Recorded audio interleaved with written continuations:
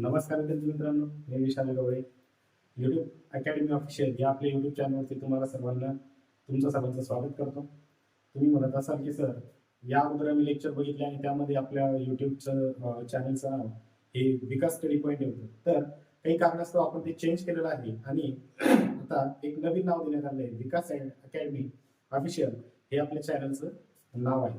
तर आता जसं की इंग्लिश ग्रामर आपल्या सर्वांना माहितीच आहे. इंग्लिश ग्रामर मध्ये डायरेक्ट आणि इनडायरेक्ट हा चॅप्टर खूप सोपा असा चॅप्टर आहे, पण याच्या कन्सेप्ट जर क्लिअर नसतील तर हा चॅप्टर कोणालाही सोपा वाटत नाही. तो अजूनच खोलवरती त्याच्या कन्सेप्ट वाटायला लागतात. तर अशाच आज आपण या चॅप्टरवरती बेसिक कन्सेप्ट घेऊन आलेलो आहे.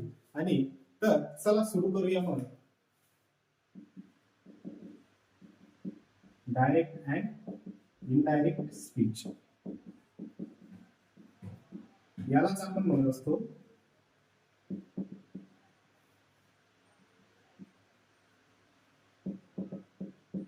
यालाच काय म्हणतो आपण नरेशन असं सुद्धा म्हणत असतो. काय म्हणतो याला सुद्धा आपण नरेशन असं म्हणत असतो. तर बघा, डायरेक्ट म्हणजे काय आणि इनडायरेक्ट म्हणजे काय. बघा,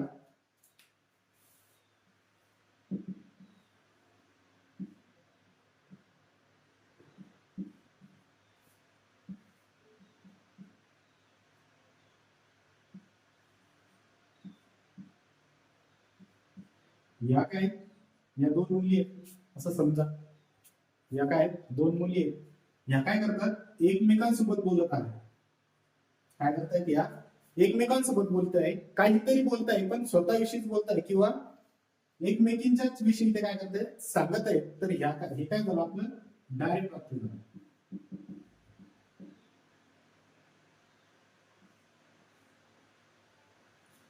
काय झालंय, आपलं डायरेक्ट वाक्य झालं. पण या दोघी एका तिसऱ्या मुलीविषयी बोलत आहेत.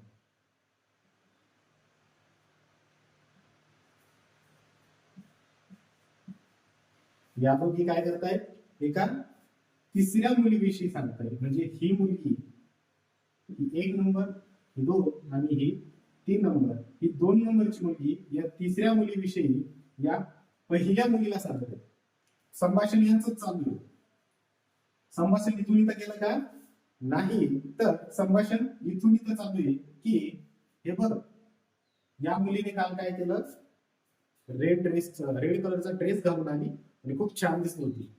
ही काय करते, या मुलीला, पहिल्या मुलीला सांगत आहे. आणि ही पहिली मुलगी काय करते, ऐकते. तर जेव्हा एकमेकींबद्दल बोलत होते तेव्हा हे झालं डायरेक्ट स्पीच, डायरेक्ट. आणि ज्यावेळेस या दोघी तिसऱ्या व्यक्तीविषयी बोलतायत त्यावेळेस काय झालं, ते इनडायरेक्ट.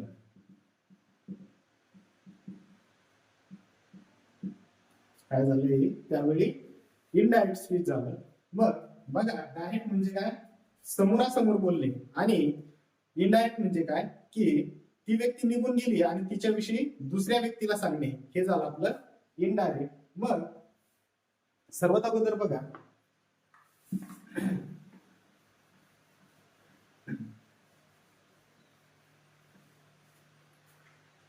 डायरेक्ट इनडायरेक्ट मध्ये तुम्हाला एक सर्वात छोटी कन्सेप्ट आणि एक असा फॉर्म्युला मी देणार आहे की त्या फॉर्म्युल्यावर किंवा त्या कन्सेप्टवर संपूर्ण हा डायरेक्ट आणि इनडायरेक्ट चॅप्टर काय तुमचा डिपेंड आहे. मग बघा, सर्वात अगोदर बघा V1 V5. आता V1 V5 काय हे सर्वांना माहिती आहे. वर्कचे किती फॉर्म पडतात, पुस्तकीनुसार, पुस्तकी नॉलेज जर घेतला आपण तर 4 पडतात. आपल्याला समजण्यासाठी आपण कितवा फॉर्म तयार केला, 5वा फॉर्म तयार केला.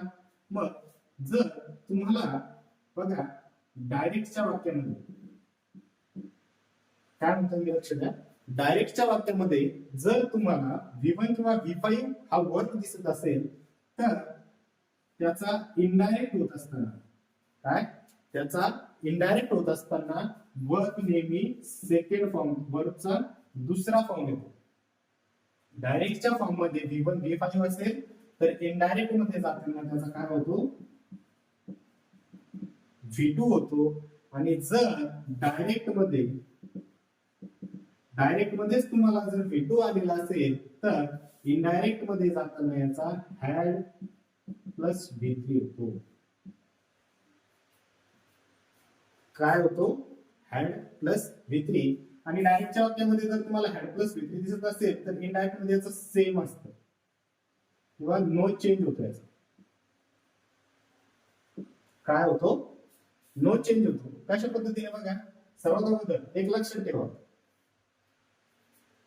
V1 V5 आला तर त्याचा V2 होतो V2 जर आला तर त्याचा हॅड प्लस V3 होतो पण कुठे आला तर डायरेक्ट मध्ये जर तुम्हाला V1 V5 हा वर्क दिसत असेल तर त्याचं इनडायरेक्ट होताना V2 होतं आणि V2 जर तुम्हाला डायरेक्ट मध्ये जर तुम्हाला V2 हा वर्क दिसत असेल तर त्याचा इनडायरेक्ट होताना हॅड प्लस V3 होतो आणि ज्या वेळेस तुम्हाला डायरेक्ट मध्ये हॅड प्लस V3 दिलेला असेल त्यावेळेस त्याचा इनडायरेक्ट मध्ये चेंज होत नाही तर या एका छोट्याशा कन्सेप्ट वरती आपला संपूर्ण डायरेक्ट इनडायरेक्ट हा काय चॅप्टर डिपेंड आहे काय डायरेक्ट आणि इनडायरेक्ट चॅप्टर पूर्ण डिपेंड आहे तर यासोबतच तुम्हाला टू बी चे टू हॅव आणि टू डू चे सुद्धा फॉर्म माहिती पाहिजे तर सर्वांना माहितीच असेल पण एकदा रिपीट करून देतो मी तुम्हाला की बघा टू बी चे बघा एम इज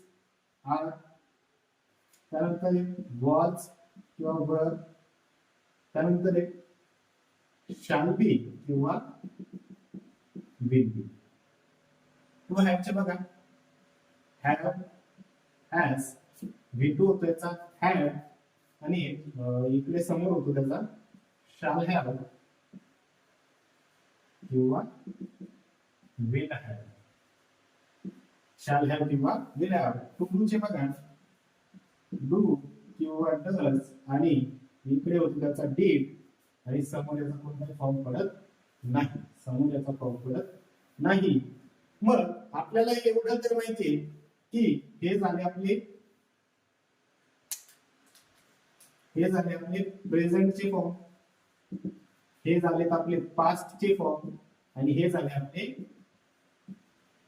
फ्युचरचे फॉर्म बरं याच्यामध्ये ज्यावेळेस टेन्स मध्ये याचा उपयोग होतो त्यावेळेस प्रेझेंट मध्ये असे वापरतात पास्ट मध्ये असे वापरतात आणि फ्युचर मध्ये असे वापरतात पण आता आपल्याला डायरेक्ट आणि इनडायरेक्ट मध्ये बघायचे तर डायरेक्ट आणि इनडायरेक्ट मध्ये नेहमी लक्षात ठेवा की या फॉर्म मध्ये थोडासा चेंज होतो या फॉर्म मध्ये काय होतो चेंज होतो हे जे काही आपले हेल्पिंग वर्ब आहे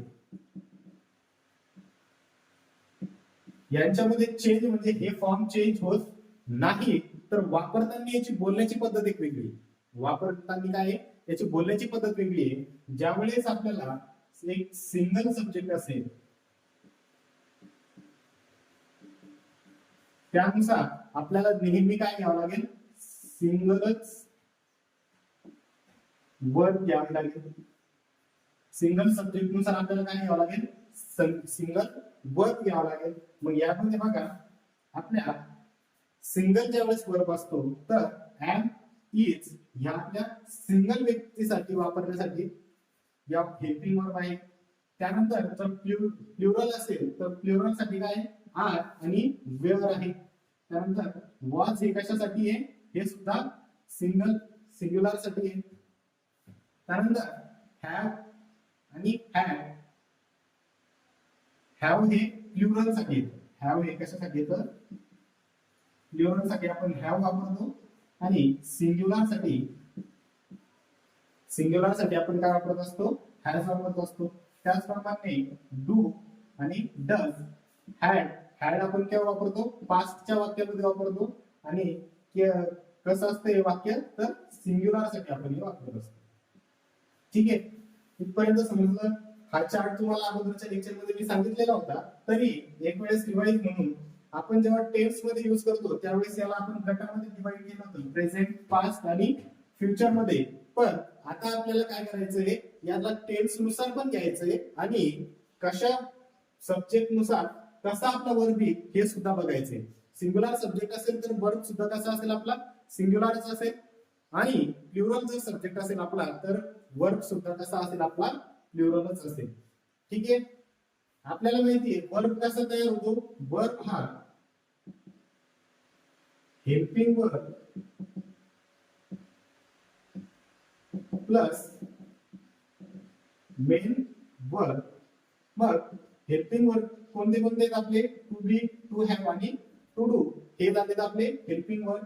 मेन वर्ब कोणकोणते आपले? V1 V2 V3 V5 आणि V4 यांच्या सोबत येणारे असतात हेल्पिंग वर्ब आणि या दोघांचे मिळून तयार होतात आपला वर्ब. या दोघांचा मिळून काय तयार होतो आपला वर्ब. तर बघा कन्सेप्ट काय समजली तुम्हाला सर्वात डायरेक्ट आणि इनडायरेक्ट स्पीच मध्ये की जर तुमच्या डायरेक्टच्या वाक्यामध्ये डायरेक्टच्या सेंटेन्स मध्ये ज्यावेळेस तुम्हाला V1 किंवा V5 होत असेल तर इनडायरेक्ट होताना V2 होतो. डायरेक्टच्या सेंटेन्स मध्ये जर तुम्हाला V2 येत असेल तर इनडायरेक्ट होताना हॅड प्लस V3 होतो आणि ज्यावेळेस डायरेक्टच्या सेंटेन्स मध्ये हॅड प्लस V3 येतो त्यावेळेस इनडायरेक्ट होताना त्याचा चेंज होत नाही. इथपर्यंत तुमच्या सगळ्यांच्या लक्षात आलंच असेल. तर समोरची कन्सेप्ट बघूया.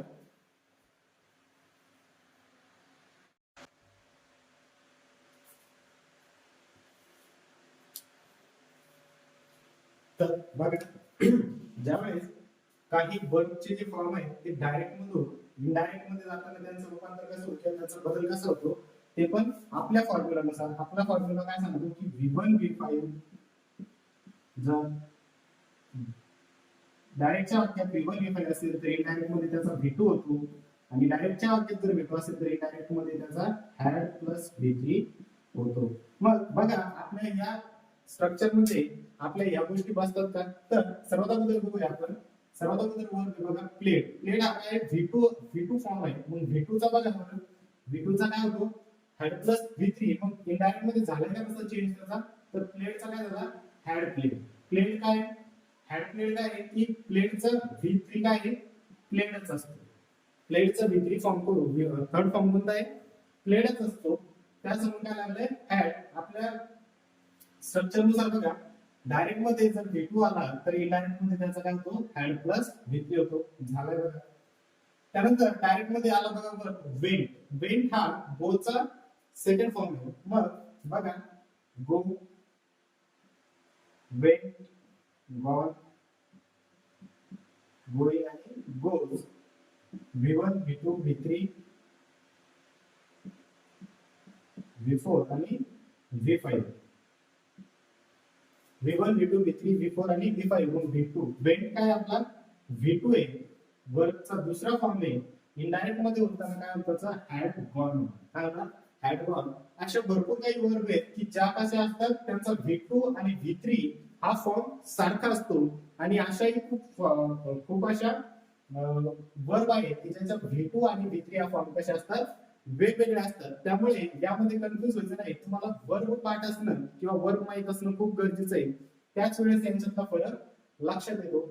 त्यानंतर बघा इथं राईट्स काय V5 आहे. V5 चा काय झाला बघा V2.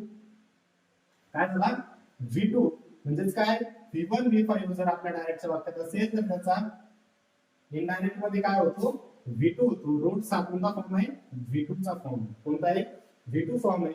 त्यानंतर बघा विल अरेंज. विल अरेंज काय होतं बघा वुल्ड अरेंज.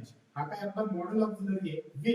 विलचा बदल काय झाला फक्त वुल्ड झाला. अरेंज ऍज इट इज राहिला. अरेंज मध्ये काही बदल झाला नाही.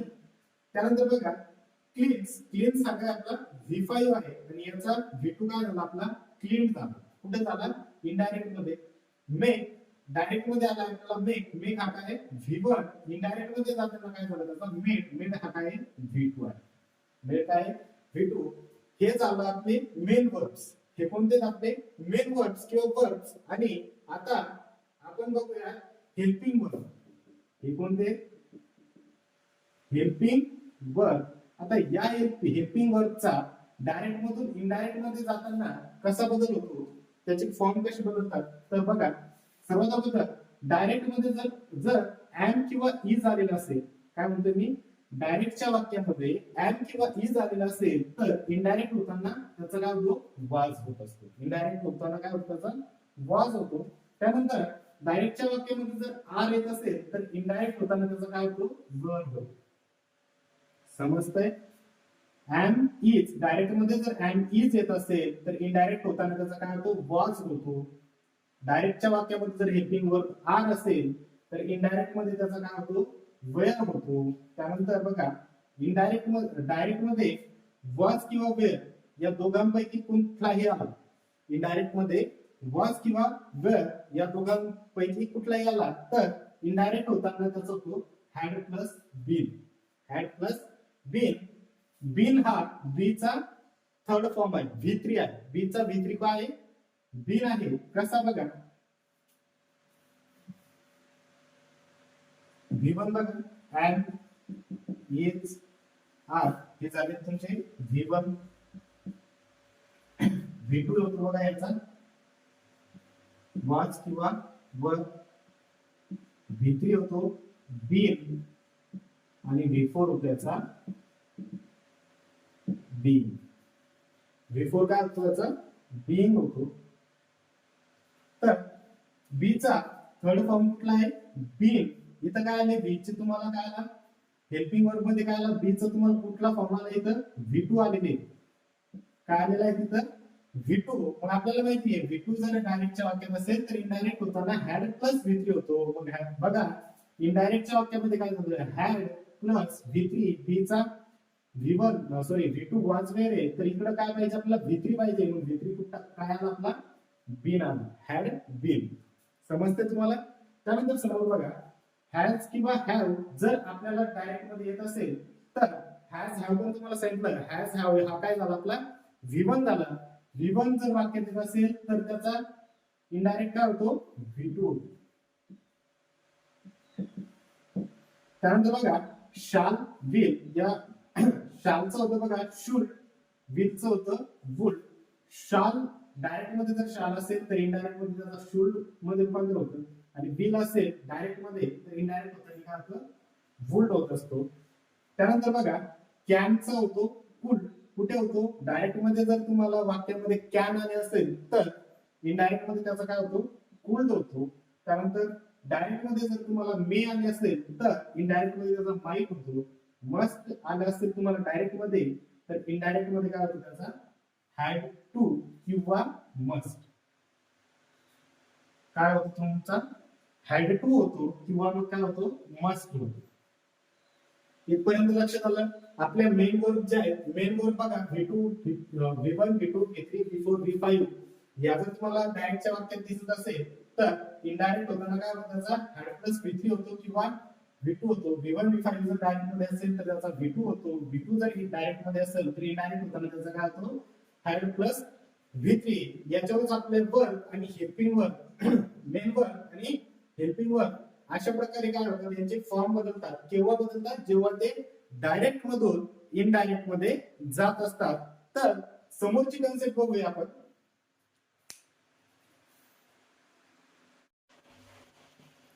तर समोरची कन्सेप्ट समोर बघा ज्यावेळेस डायरेक्ट मध्ये इनडायरेक्ट आणि डायरेक्ट मधून इनडायरेक्ट मध्ये कोणता वर्बचा फॉर्म बदलत असतो किंवा हेल्पिंग वर्ब बदलत असतो त्यावेळेस बघा काय होतं.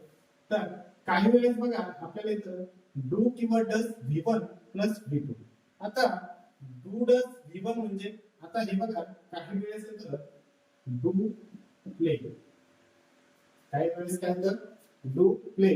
मग काहींना जर असं बघितलं तर लगेच घाम फुटायला लागतो की असं तर काही आम्ही लेक्चर मध्ये बघितलेलं नव्हतं. हे काय नेमकं असं काहीच आम्ही बघितलेलं नाही.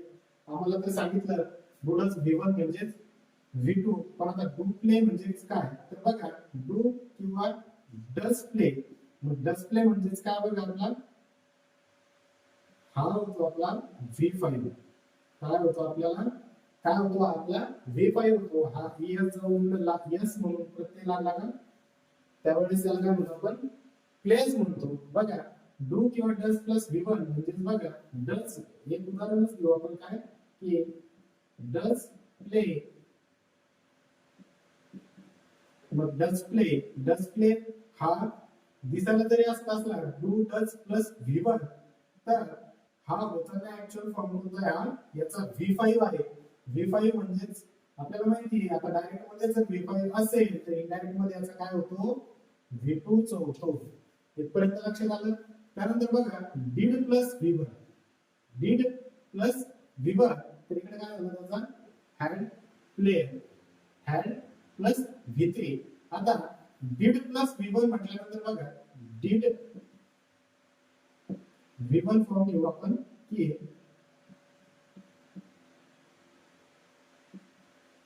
did प्ले घेऊ आपण. काय घेऊ? did play. तर एक गोष्ट लक्षात घ्या, did प्ले म्हणजे हा असतो प्ले. did प्ले म्हणजेच हा काय असतो तुमचा प्ले, म्हणजेच असतो तुमचा V2. म्हणजेच काय असतो तुमचा V2. मग बघा, हा जर का तुमचा did प्लस V1 मिळून जर तुमचा V2 होत असेल तर इनडायरेक्ट मध्ये काय होतं याचा had प्लस V3 होतो. इनडायरेक्ट मध्ये काय होतं याचा had प्लस V3. कसं झाला समजलं ना? did plus V1, did plus V1 म्हणजे हे काय V2 हे फक्त घाबरू नये होते 2 does plus V1, did plus V1. ज्यावेळेस आपल्याला एक्झाम मध्ये येणार तर एक गोष्ट नेहमी लक्षात ठेवायची की ही ट्रिक आपण बघितलेली की 2 does प्लस V1 म्हणजे इथं होत असतो V5 आणि did प्लस V1 हा होतो तुमचा V2. आणि जर डायरेक्ट मध्ये V2 असेल तर इनडायरेक्ट मध्ये काय होतो had प्लस V3 होतो. त्यानंतर बघा do does not plus V1. काय do does not plus V1. तर डायरेक्ट मध्ये जर असा फॉर्म दिसत असेल तर इनडायरेक्ट मध्ये याचा काय होतो did not V1. did not plus V1 होत असतो. त्यानंतर did not प्लस V1 हा जर इकडे आला डायरेक्ट मध्ये तर याचा काय होत असतो had not प्लस V1. इथं V3 नाही म्हटलोय मी, इथं V1 च म्हटलोय. वरचा हा सेम फॉर्म राहतो. चेंजेस कुठे झाले बघा. डू डज नॉट, डू किंवा डज नॉट चं काय झालं इकडे डिड नॉट झालं. जर did not plus V1 direct मध्ये असेल तर इनडायरेक्ट मध्ये डिड नॉट चं काय झालं हॅड नॉट झालं. इथपर्यंत तुमच्या लक्षात आलं, इथपर्यंतची कन्सेप्ट क्लिअर झाली तुमची. तर समोर चला आता समोर बघूया. आता हा जो चार्ट आहे हा काही खूप असा मोठा किंवा काही असं समजण्यासारखा नाही, असं नाही. हा चार्ट आपण 5वी ते 12वी पर्यंत शिकत आलेलो. 5वी ते 12वी पर्यंत आपण हा चार्ट काय शिकत आलेलो. आपल्याला लहानपणापासून म्हणजे 5वी पासून सांगण्यात आलंय दिसचं दॅट होतं, दिसचं दोज होतं, हेअरचं देअर, नावचं दे, yesterday, the previous day, today, that day, tomorrow, the next day, last, previous, ago, before, come, go, hence, thence, thus, so, sayचं said होत असतं आणि do not see चं होत असतं did not see.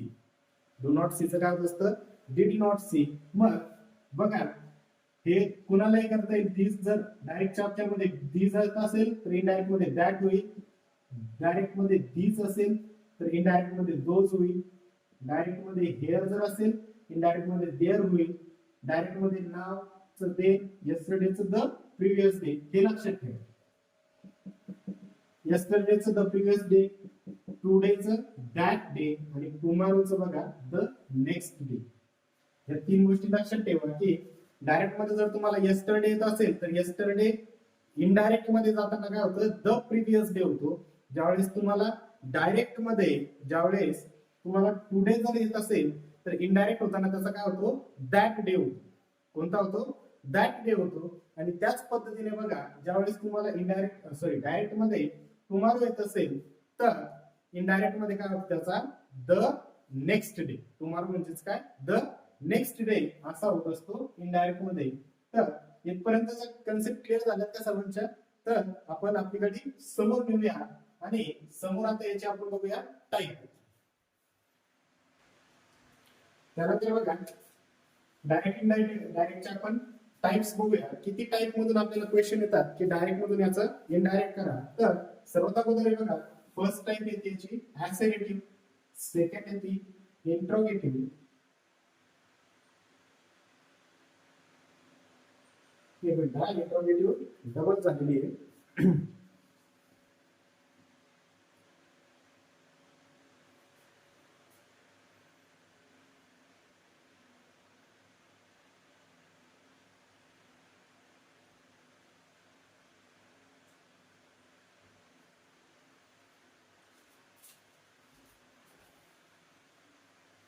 तर बघा याचे टाइप्स बघूया आपण किती पद्धतीने आपण डायरेक्ट इनडायरेक्ट सॉल्व्ह करू शकतो. तर बघा फर्स्ट टाइप याची ऍसर्टिव्ह, सेकंड आहे इंट्रोगेटिव्ह, थर्ड टाइप आहे याची इंपरेटिव्ह, फोर्थ टाइप आहे याची इंट्रोगेटिव्ह डबल झालेली आहे.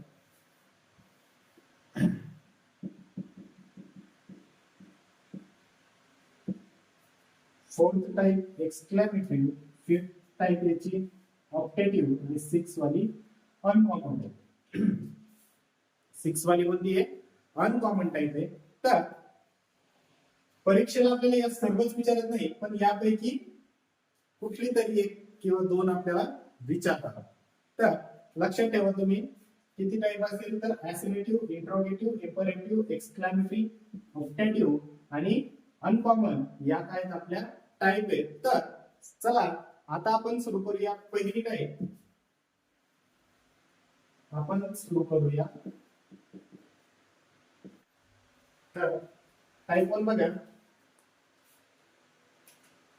ऍसिडिटी म्हणजेच काय? ऍसिडिटिव्ह म्हणजेच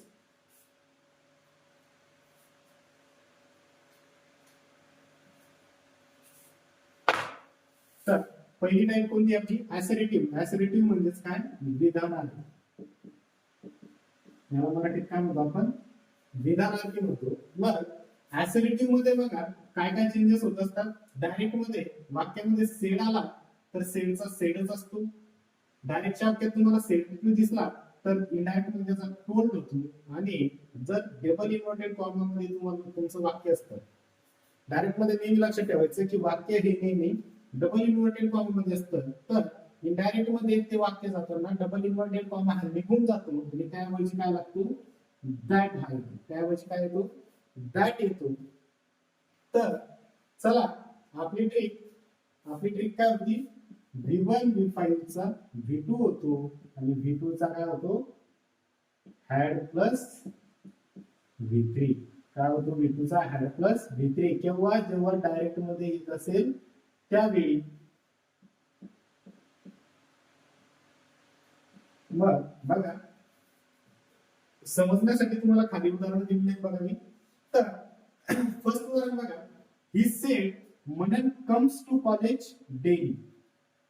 मग तो म्हणाला की मनन हा काय करतो? रोज कॉलेजला येतो. असं कोण म्हणतोय? ही म्हणजे तो म्हणतोय. तर एक गोष्ट नेहमी लक्षात ठेवा की डायरेक्ट इनडायरेक्ट मध्ये ज्यावेळेस दोन व्यक्ती संभाषण करतात तिसऱ्या व्यक्तीविषयी, तर त्या तिसरा व्यक्ती याच्यामध्ये तिसऱ्या व्यक्तीमध्ये कुठलाही चेंज होत नाही. जसं की आता ही आहे तर तुम्ही म्हणणार हिच त्याला काहीतरी वेगळं द्या, बरोबर आहे? हिचं दे होईल किंवा काही. तर थर्ड पर्सन चेंज होत नाही. समजतंय? चेंज होतो का थर्ड पर्सन? नाही. तर सर्वात अगोदर बघा आता ही सेड आपल्याला माहितीये की ऍसिडिटिव्ह टाइप असेल तर ज्यावेळेस वाक्यात सेड असेल तर सेडच्या ऐवजी काय येईल? सेडच येईल. सेडचा बदल होतो का? नाही. डबल इन्व्हर्टेड कॉमा जाऊन या ठिकाणी दॅट कम्स हा काय आपला V5 येईल. V5 लगेच लक्षात आलं पाहिजे. V1 V5 जर असेल तर V1 V5 चा काय होतो? V2 होतो. मग कम्सचा V2 काय आहे? के टू कॉलेज. बाकी वाक्य ऍज इट इज देईल. बाकी वाक्य ऍज इट इज. दुसरं बघा. Rohit said to Amar we had told him this concept in the presence of our boss. In the presence of our boss. बरं या वाक्यामध्ये तुम्ही बघितलं असेल रोहित सेड टू. बघा Rohit as it is. Rohit said to. Said to चं काय होणार आपल्याला? टोल्ड होणार. Rohit told Amar. Double inverted comma निघून गेला आणि काय येतं त्याऐवजी? That had told. मग हॅड टोल्ड काय आपला? हॅड प्लस V3 आहे. बघितलं का आपण? हॅड प्लस V3 जर डायरेक्ट मध्ये येत असेल तर इनडायरेक्ट मध्ये त्याचा बदल होत नाही. तर बघा Rohit said, Rohit told Amar that we had told him this. तर काय होणार? दॅट होणार. That concept in the presence of अवरचा काय होणार? There boss. अवरचा काय होणार? देअर होणार. बघा काय बदललं इथं? सेड टू ला आला टोल्ड, हॅड टोल्ड ला as it is had told, this चं झालं दॅट, आणि अवरचं काय झालं? देअर झालं. हा थर्ड जो आहे, थर्ड बघा, शी सेड दॅट आय एम चं काय होईल? इनडायरेक्ट मध्ये जाताना आपण अगोदरच बघितलं काय होतं? वॉज होतो. मग एम चं काय होईल? आय चं झालं वॉज, एम चं काय होईल? शी वॉज व्हेरी प्राऊड ऑफ, मायचं काय होईल? हर. समोर वाक्य ऍज इट इज, समोर ऍज इट इज वाक्य. इथे बघा काय झालं? शी सेड ऍज इट इज घेतला आपण, डबल इन्व्हर्टेड कॉमा केला, त्याऐवजी आपण दॅट घेतला. आणि इथं तुम्हाला कन्फ्युजन झालं असेल की सर आय जर समोर आहे तर मग ही वॉच पलीकडे का, इकडे का बरं नाही घेतलं? तर हे सब्जेक्ट वर अग्रीमेंट आहे. सब्जेक्ट अशा ठिकाणी शी वॉच शी हे योग्य नाही, तर काय? She watch. मग बघा, she was very proud of her nice mother. अशा पद्धतीने हे काय आपला फर्स्ट टाइप झाला ऍसरेटिव्ह. कोणता टाइप झाला आपला? ऍसरेटिव्ह. आता सेकंड टाइप बघूया आपण.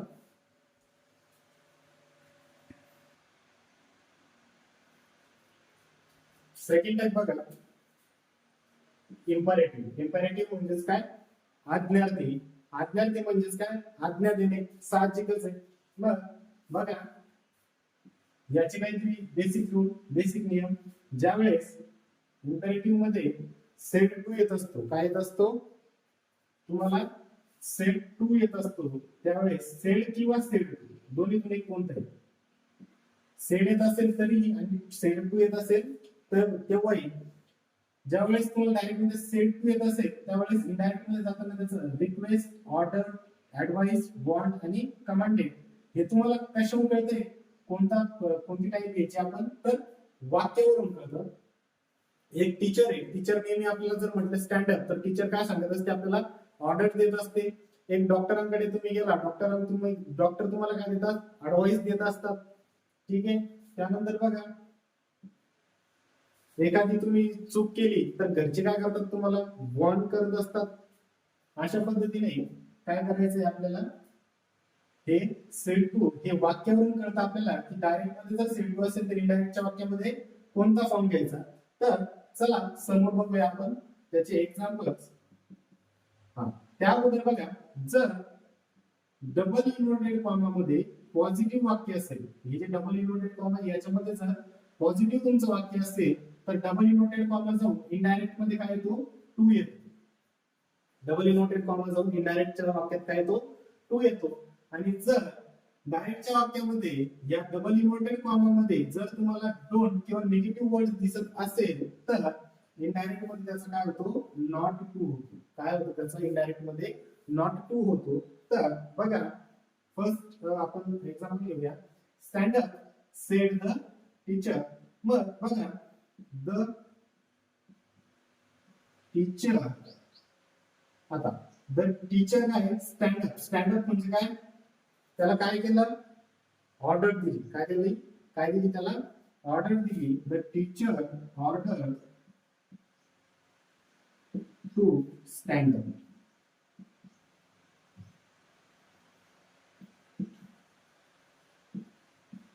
The teacher order to stand up. बघा काय बदल झाला? द टीचर तिकडे होता, फक्त इकडे घेतला आपण. सेडचा काय झाला? टू झाला. कारण आपलं वाक्य कसं आहे? पॉझिटिव्ह आहे. निगेटिव्ह वाक्य आहे का त्याच्यामध्ये? नाही. त्यानंतर बघा, स्टँडअप. स्टँडअप हे काय? एक शिक्षक काय करतात? आपल्याला स्टँडअप म्हटल्यानंतर रिक्वेस्ट करता का? उभे राहा बाबा असं म्हणतात का? अरे विद्यार्थी, तुम्हाला विद्यार्थी उभा राहा, कृपा करून उभा राहा असं म्हणतात का? नाही. ते नेहमी काय करतात? ऑर्डर देतात. स्टँडअप म्हणतात. म्हणजेच काय? तिथं टीचर ऑर्डर म्हणजे कसं झालं? आपलं सेट टूचं काय घेतलं आपण? इथं ऑर्डर घेतला. सेट टूचा काय घेतला? ऑर्डर घेतला. आणि डबल इन्व्हर्टेड कॉमा हा गेला आणि याच्या जागी पॉझिटिव्ह वाक्य याच्यामध्ये होतं, त्याच्यामुळे याचा काय झाला? टू झाला. काय झाला? याचा टू झाला. त्यानंतरचं नेक्स्ट वाक्य बघा, don't eat junk food sed a doctor. Doctor काय सांगतायत की तुम्ही जंक फूड, फास्ट फूड वगैरे खाऊ नका. तर बघा, डॉक्टर मग आता डॉक्टर काय करतो, तुम्हाला रिक्वेस्ट करतो का कृपा करून तुम्ही खाऊ नका, का ऑर्डर देतो तुला हे खायचंच नाही, असं काही असतं का? नाही. तर डॉक्टर हा नेहमी आपल्याला काय करत असतो, सल्ला देत असतो, म्हणजेच काय देत असतो, आपल्याला अडवाइस देत असतो. बघा, doctor advice double inverted comma मध्ये बघा निगेटिव्ह वर्ड आहे. मग निगेटिव्ह वर्ड असल्यामुळे इथं काही बघा, doctor advise not to eat junk food.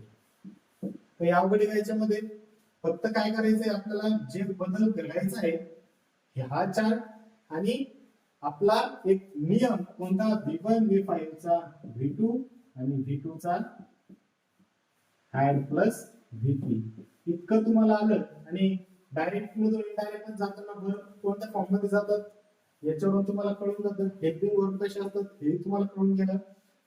त्यानंतर थर्ड नंबरचं बघा, Rohan said to them don't cross your limit. मग बघा रोहन, आता बघा काय म्हणताय हा, रोहन रागात येतो, म्हणजे तुमची लिमिट तुम्ही क्रॉस करू नका. मग तो त्यांना काय करणार आहे, रिक्वेस्ट करणार आहे का, मी तुम्हाला रिक्वेस्ट करतो की तुम्ही तुमची लिमिट क्रॉस करू नका, असं म्हणेल की तो नाही. तर तो काय करेल बघा, रोहन वॉन्ट देम डोंट आलेले म्हणजे काय, नॉट टू क्रॉस युअरचं काय होईल इथं, देअर होईल, there limit. But Rohan said to them don't cross your limit. मग इनडायरेक्ट मध्ये जाताना काय केलं आपण, रोहन सेड टू चं काय झालं, वॉन्ट झालं. कशावरून कळालं आपल्याला वॉन्ट घ्यायचंय म्हणून, तर वाक्यावरून कळालं की रोहन कसं आहे सध्या रागात आहे, त्यांना सांगतो की तुम्ही तुमची लिमिट क्रॉस करू नका. मग Rohan want them not to cross their limit, युअरचं काय झालं तर देअर झालं. हा झाला आपला, ही झाली आपली सेकंड टाइप. आता आपण बघूया थर्ड टाइप.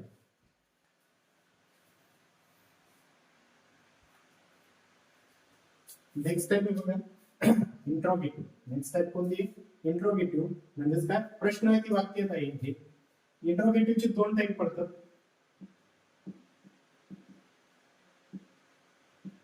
इंट्रोगेटिव्हचे किती टाइप पडतात, दोन टाइप पडतात. एक असतो yes no question, yes no pattern, आणि दुसरा असतो WH क्वेश्चन पॅटर्न. पहिला असतो तुमचा येस नो क्वेश्चन आणि दुसरा असतो तुमचा WH क्वेश्चन पॅटर्न. त्यानंतर बघा सर्वात अगोदर आपण पहिला बघूया येस नो, हा बघणार आहोत आपण. येस नो पॅटर्न मध्ये बघा, डायरेक्ट मध्ये इंट्रोगेटिव्हच्या वाक्यामध्ये डायरेक्ट मध्ये जर तुम्हाला सेड टू येत असेल, सेड किंवा सेड टू येत असेल, तर इनडायरेक्ट मध्ये त्याचा नेहमी आस्क्ड होतो. डायरेक्ट मध्ये डबल इन्व्हर्टेड कॉमा जाऊन त्याच्याऐवजी इफ किंवा वेदर हे तुमच्या चॉईसवर आहे. तुम्हाला इफ घ्यायचं की वेदर घ्यायचं हे तुमच्या चॉईसवर आहे. हा याच्यामध्ये काही फरक पडत नाही.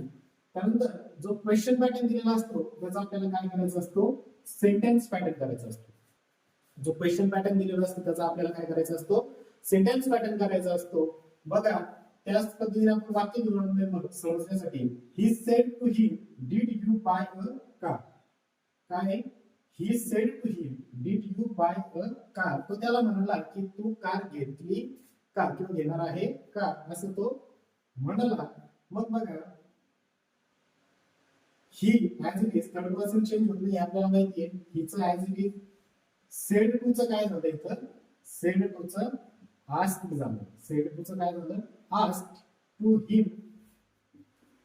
डबल इन्व्हर्टेड कॉमा जाऊन काय झालं, इफ डिड यू चं काय झालं, यू चं झालं ही, डिड चं झालं हॅड, यू चं काय झालं ही झालं, आणि डिड चं काय झालं हॅड झालं. मागे बघितलेलं आहे आपण. जर तुम्हाला इथं प्रॉब्लेम वाटला डीडचं हॅड कसं झालं, तर मागच आपण थोड्या वेळापूर्वीच ते शिकलेलो आहोत. डायरेक्ट मध्ये डीड असेल तर डायरेक्ट मध्ये हॅड कसं होतं बघा. डीड मग डीड यू, तर काय असं होईल सेंटेन्स अरेंजमेंट नुसार याचं ही हॅड, बायचं काय होईल बाउट, बायचं काय झालं बाउट झालं. बाय हा फर्स्ट फॉर्म आहे, हा काय झाला तुमचा V2 झाला. V1 V5 चा V2 होतो, V2 चा हॅड प्लस V3 होतो. About the car. सेकंड बघा, John said to Ryan are you going to Mumbai. John काय म्हणतो रियानला, तू मुंबईला जातोय का. जाणार आहे का? तर बघा जॉन सेडचं काय झालं आज रियान, इथं बघा वेदर, इथं इफ पण घेऊ शकता किंवा वेदर पण घेऊ शकता. आर्यूचं काय झालं he was going to Mumbai, आर्यूचं काय चेंज झालं इथं he was going to Mumbai. म्हणजे ह्या कॉमन गोष्टी तुम्हाला कळायला पाहिजे, फक्त चेंज करायचंय म्हणून चेंज करत बसायचं नाही. नाही तर इथं आरच्या जागी तुम्ही लिहिणार काय ही सॉरी आरच्या जागी वॉज करणार, यूच्या जागी ही करणार म्हणजेच कसं वाटत नाही वॉज ही होईल. तर सेंटेन्स नुसार आपण हेल्पिंग वर्ब आणि मेन वर्ब कसे हेल्पिंग वर्ब वापरले पाहिजे. ठीक आहे. त्यानंतर बघा थर्ड वाक्य आहे आपलं have you anything to say on behalf of the accused said the जज फायनली. पण याचं बघा इनडायरेक्ट होताना बघा द जज फायनली आस्क्ड इन्व्हर्टेड सॉरी सेडचा काय झाला आस्क्ड झाला. वेदर डबल इन्व्हर्टेड कॉमा निघून गेला, त्याच्या जागी इफ किंवा वेदर ही हॅड, बघा काय आलं ही हॅड, का बरं ही आलं हॅव यू होतं, यूचं काय झालं ही झालं आणि हॅवचं काय झालं हॅड झालं. हे अगोदरच बघितलंय आपण.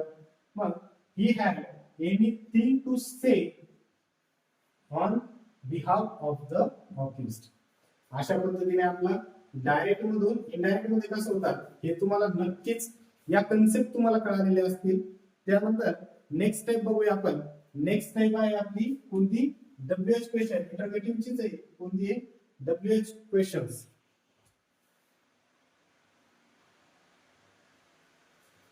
तर नेक्स्ट टाइप बघूया आपण कोणता डब्ल्यूएच क्वेश्चन. मग डब्ल्यूएच क्वेश्चन मध्ये बघा डायरेक्ट इनडायरेक्ट कडे जाताना सेड किंवा सेड टू असेल तर त्याचा आस्क्ड होतो.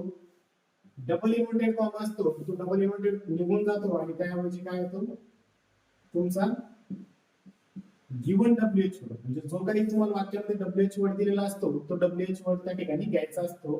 डबल इन्व्हर्टेड कॉमा निघून जातो. या वाक्यामध्ये यस नो क्वेश्चन मिळतो तुम्हाला. या वाक्यामध्ये काय होतं तुम्हाला यस नो क्वेश्चन मिळतो आणि याचं रूपांतर तुम्हाला कशामध्ये करावं लागतं, याचं रूपांतर करावं लागतं सेंटेन्स पॅटर्न मध्ये. तर याचं उदाहरण आपण बघूया. बघा first example Prem said to Sagar why are you nervous.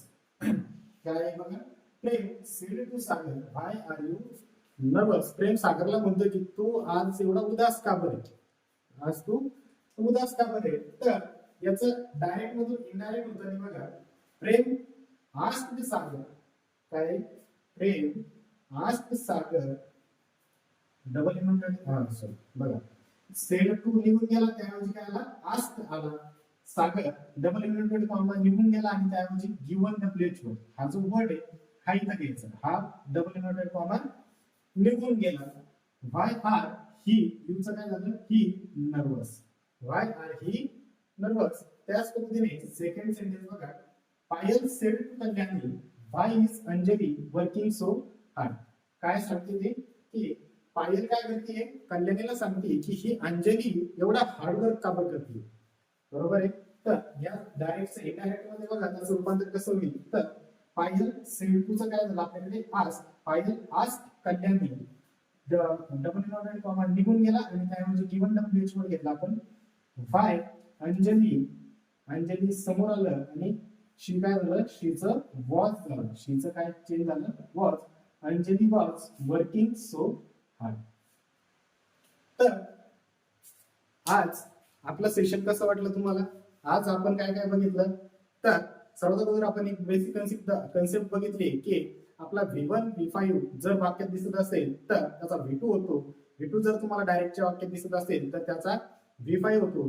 आणि अशाच पद्धतीने काही वर्ब काही हेल्पिंग वर्ब असेच नाउन प्रोनाउन आपण ज्यावेळेस डायरेक्ट मध्ये असतात आणि इनडायरेक्ट मध्ये त्यांना जायचं असतं तर त्यांचे बदल कसे होतात हे सर्व बघितले. त्यानंतर आपण या टाइप्स बघितल्या की कशा पद्धतीने आपण याचे क्वेश्चन सॉल्व्ह करू शकतो. प्रत्येक टाइप मध्ये फक्त वेगळं काय असेल तर वेगळं असतं त्यांचं. सेड टू चे आस्क होतं, सेड टू चे प्रत्येक तुमच्या प्रश्नार्थी वाक्यामध्ये सेड टू चा फॉर्म वेगळा होतो. तुमचा जर असर्टिव्ह असेल तर सेड टू ला टोल्ड होतो. इम्पेरेटिव्ह जर असेल तर सेड टू चं काय होतं तुमचं रिक्वेस्ट, ऑर्डर वगैरे अशा पद्धतीने चेंज होतात. डबल इन्व्हर्टेड कॉमा जो असर्टिव्ह मध्ये डबल इन्व्हर्टेड कॉमा गेला की काय येतं तिथं दॅट येतं. इकडे काय येतंय तुमचं गिव्हन डब्ल्यूएच वर्ड आणि त्या क्वेश्चन मध्ये काय आलं आपल्याला दॅट ला जाऊन जर निगेटिव्ह वाक्य असेल यस नो टाइपची बघितली आपण. यस नो मध्ये डबल इन्व्हर्टेड कॉमा मध्ये जर पॉझिटिव्ह वाक्य असेल तर टू येतं आणि निगेटिव्ह जर वाक्य त्या डबल इन्व्हर्टेड कॉमा मध्ये असेल तर काय तर नॉट टू येतं. त्यानंतर डब्ल्यूएच क्वेश्चन मध्ये आपण बघतोय सेट टू चा आस्क्ड डबल इन्व्हर्टेड कॉमा गेला गिव्हन डब्ल्यूएच वर्ड आला. त्यानंतर या वाक्यामध्ये काय होतं यस नो क्वेश्चन मिळतो आणि याचं रूपांतर आपल्याला कशात करावं लागतं सेंटेन्स पॅटर्न मध्ये करावं लागतं. तर आज आपण काय करूया इथंच थांबूया. हे लेक्चर एकदा दोनदा बेसिक कन्सेप्ट आहे, पहिल्यांदा बघितल्यानंतरच तुम्हाला हे कळायला पाहिजे. नाही कळालं तर पुन्हा पुन्हा बघा आणि एकदाच हे बघा आणि डायरेक्ट इनडायरेक्टची भीती घालवून टाका आणि कसा डायरेक्ट इनडायरेक्टचा कसाही प्रश्न येऊ द्या तो तुम्हाला या लेक्चरद्वारे सॉल्व्ह करता आला पाहिजे. फक्त आपली एक ट्रिक किंवा आपला एक बेसिक कन्सेप्ट लक्षात ठेवा. V1 V5 चा V2 आणि V2 चा ऍड प्लस V3 होत असतो. समजते तुम्हाला सर्वांना? या एवढ्याच गोष्टीवरती आपला काय संपूर्ण डायरेक्ट इनडायरेक्ट हा चॅप्टर डिपेंड आहे. तर तुम्हाला हा व्हिडिओ कसा वाटला किंवा याच्यामध्ये तुम्हाला काही करेक्शन काही ऑब्जेक्शन वगैरे आले किंवा काही प्रॉब्लेम जर आले तर मला कमेंट बॉक्स मध्ये कळवा आणि तुमच्या काही सजेशन्स असतील लेक्चरच्या याच्यामध्ये तर त्याही तुम्ही मला कमेंट बॉक्स मध्ये देऊ शकता. तर आज आपण इथंच थांबूया. आपल्या चॅनलला लाईक, सबस्क्राईब आणि फॉलो आणि शेअर नक्की करा. धन्यवाद.